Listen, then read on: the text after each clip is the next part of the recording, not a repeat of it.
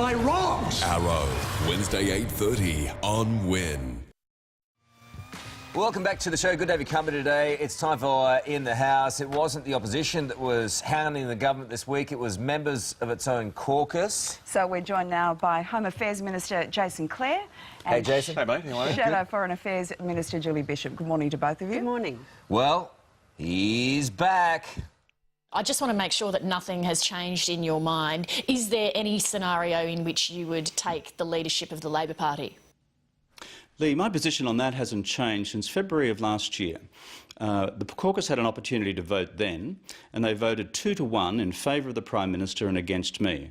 I've accepted that position. My job is to go and argue the case for Labor, and that's what I'll be doing around the country between now and voting day. It's a good case, and we should not be hauling up the white flag. Oh, Jason, talk to me. He's back. Come on, Jason. Don't laugh uncomfortably. Oh, come on. Look, that issue's done and dusted. Do you think so? But what Kevin is saying is that we need to fight. We need to fight hard for the things that we believe in. And the election's going to be a contest between the Labor Party and the Liberal Party. Julia Gillard. You've got to sort out your contest between Tony Julia and Abbott Kevin first. About whether we're going to get a broadband network or not, whether our kids are going to get more money for their schools or not. As much as you want to bring it down to policy, he pops his head up. He knows how provocative it's going to be. Oh, look, former Prime Ministers are always on TV, whether it's John Howard, Bob Hawke, Paul Keating Not going or for Kevin Tony's Rudd. job. No. But I've made this point on Jason, the show before.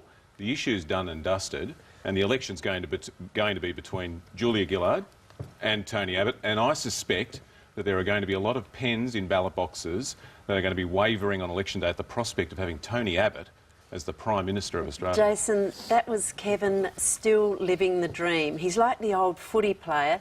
He's on the bench, he's warming up, doing his stretches, running up and down the sidelines. Look at me, look at me. He's dying to run on the field. The old captain, he's back and he wants to recapture the magic. Your team is so divided, Jason, so dysfunctional. Of you becoming the leader of the opposition than there is of Kevin Rudd being the leader of the Labor Party. Just a minute, what did you just say? There's more what? I said there's more chance of you becoming the leader of the opposition than there is of Kevin Rudd becoming the leader of the Labor Party. Oh, come on, Tony Abbott is the leader. Kevin Rudd wants to be the leader.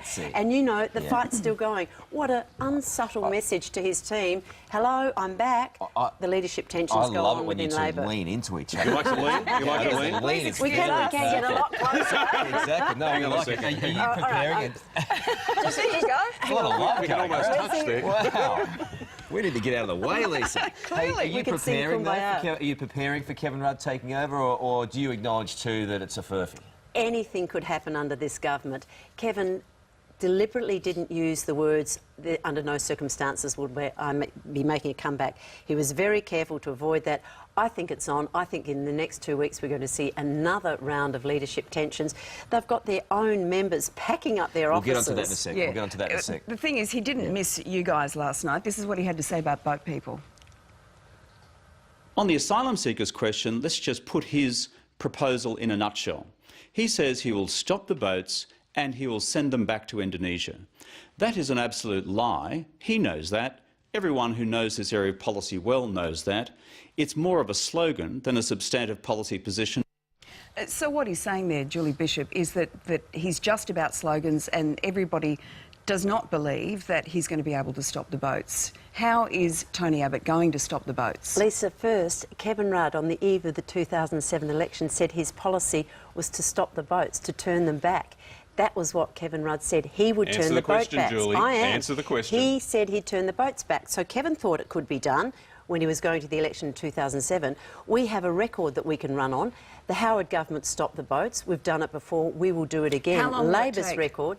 Well, we'll work to introduce the temporary protection visas, and that will depend on the Senate. We'll get the temporary protection visas in. We'll continue with offshore processing, and we will turn back boats where it's safe to do so. We will have When is it an safe immediate. to do so? We will When is have it an safe to immediate turn a boat impact. back? I don't think Labor can run on its record. Kevin got this one right, 42,000 and that people, their Jason, policy's have based come on by this boat great since big you've lie been that you can stop the Hundreds of boats deaths by at turning sea. boats back.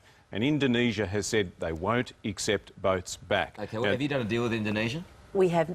From opposition, you cannot do a deal. We've had Have plenty you of been working on it? discussions. Because in 100 days you'll be in government. We've had plenty of discussions at the highest level with Indonesia. Although but Tony from Abbott walked opposition, away from discussions with Yudhoyono, why was that? But from opposition, you cannot negotiate with a foreign government. Everybody knows that. You created that and we impression this haven't- week, Julie. We haven't You got an made a agreement very with big Indonesia, mistake but we have this a week, very Julie. close relationship with Indonesia, with the officials, with the ministers. How will and we will it work go down? closely with How will them. it go down this morning if Indonesian officials hear that boats will be brought back to Indonesia under the stewardship of Australian naval vessels? The Indonesian officials are well aware of our policy. We will run on our record. We stopped the boats before under Labor. They unpicked the laws at work. We've seen 42,000 people arrive, and now the national security debacle that unfolded Carl, this week, Julie basically accused Indonesia of lying. She said, Oh, now that she is said that outrageous. the Indonesian Withdraw ambassador that, Jason. was saying, That is hang on a that is second. The outrageous. Indonesian ambassador said, That's a no way, terrible thing for you Jose, to we're say. not going to take boats back. That's a terrible and then thing for you you to say. said You've that got no, no what they evidence. say privately is different to what they say publicly. And I'll tell you this, Julie. That's outrageous, If you were a Jason. minister, this week you would have been sacked for saying that. You know who should be sacked? Their whole Your policy, Attorney their whole General, policy is who's about got a creating a convicted stronger relationship with Indonesia. terrorist. And sorry. Julie effectively said that Indonesia was lying. I didn't say that, and you've got a convicted terrorist living behind a pool fence, and none of your ministers will take responsibility. Your Attorney General, the member for Isaacs, Mark Dreyfus, said, "Oh, it's okay. He hasn't conducted himself in such a way that he's broken any laws in Australia. We've got no evidence that he's committed any crimes in Australia." Is that your idea of national security? If a convicted terrorist hasn't committed a crime in Australia, you don't think they're a security it risk? is a I serious just issue. want to move on just quickly. Sure. That was fantastic debating, by the way. You like that? It's riveting to be this close to something so fiery. You can Isn't it not, Lisa? you It's can like, be Are you about to closer. hold up a scorecard? it's like Game of Thrones in 3D. What we need to talk about, though, is the week that you've had, and it has been, you'd have to admit, annus horribilis, for want of better words, for Labor this week. We've had, first of all, those dismal poll results.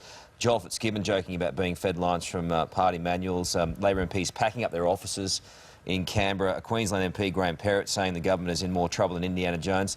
It's just a disaster with a capital D. Well, we've got to band together and fight hard in this election. not happening, We mate. are behind, no doubt about that, but there is a long way to go. But you're all heading for the hills. No. Every Labor MP will fight hard to win their seat because there is a lot at stake. But the For trouble is it everybody doesn't that's look like watching that the at the show, moment, what the country Jason. looks like will depend upon whether we win this election or not. The problem is also that you're not fighting together as a unit, you're fighting individually now. Everyone's gone, righto, I can't win with the party. So much on the nose. I've got to try and win my own seat. Well, you've got to band together and argue the case that Labor always argues, and that is we've created almost 1 million jobs in this country. Labor Party has always been about jobs. I got involved in politics in the first place to help young people in Western Sydney get a great education. This election will decide whether our schools get millions of dollars more money or whether $16 billion gets ripped out of it. I really believe in these things, and the election will determine whether our schools get this or not. The trouble is, have you not got a leader that can band you all together? Because the lack of discipline at the moment is like nothing we've ever seen before. Is it really just a case at the moment of every man for himself And and every you woman? ask most of your viewers whether they like Tony Abbott, and they'll say, look, I'm worried about But this the trouble bloke. is the polls, while they might be They like worried, the PM polls even say less. that, you know, on every level, the coalition is heading for government. And there are, 99 days to go?